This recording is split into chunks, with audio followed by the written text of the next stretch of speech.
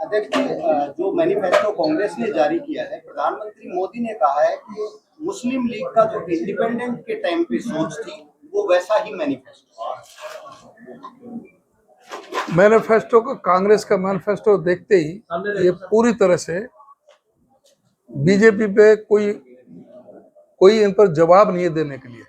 आज ये कह रहे हैं, अगर प्रधानमंत्री जी ये कहते हैं कि इंडिपेंडेंट से पहले मुस्लिम लीग का मैनिफेस्टो, ये बताएं कि इंडिपेंडेंट से पहले ये कहाँ थे। ये अंग्रेजों के पिट्ठू, जो स्वाधीनता संग्राम के सेनानियों के खिलाफ जिन्होंने गवाहियां दी, हमारे ये लोग हमें सिखाएंगे।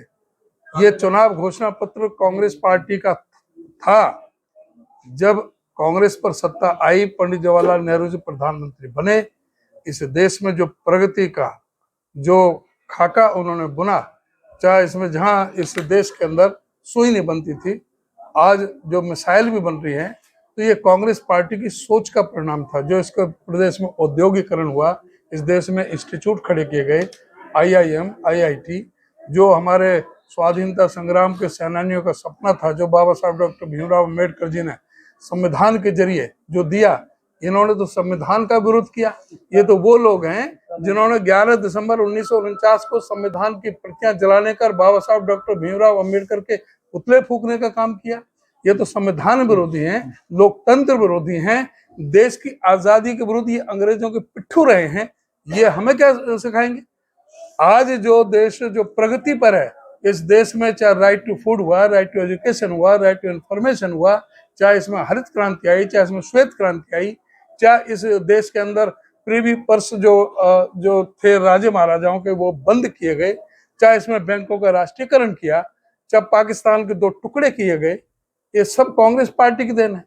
कांग्रेस पार्टी जब राजीव गांधी जी जो प्रधानमंत्री थे, हमारे युवाओं को जो 18 साल का वोट का अधिकार दिया, नारियों को, महिलाओं को सम्मान देने के लिए आरक्षण की व्यवस्था की, पंचायती राज सिस्टम में पंचायती राज एक्ट अलग से बनाया, तो ये तो कांग्रेस की देन है। इन्होंने तो सिवाय नफरत के बीज बोए।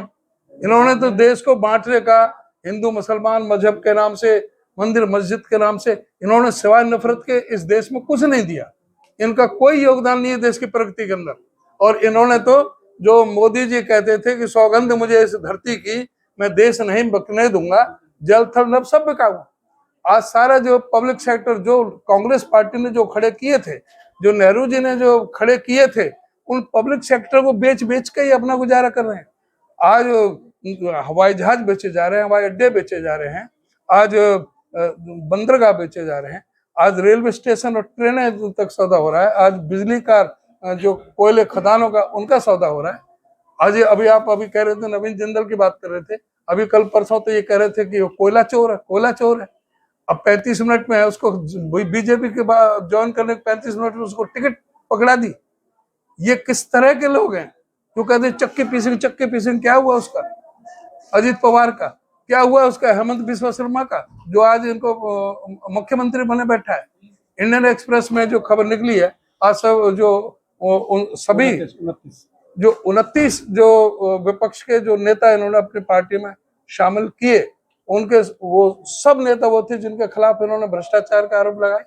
आज वो वॉशिंग मशीन में सब साफ हो गए। आज जरूरत है देश की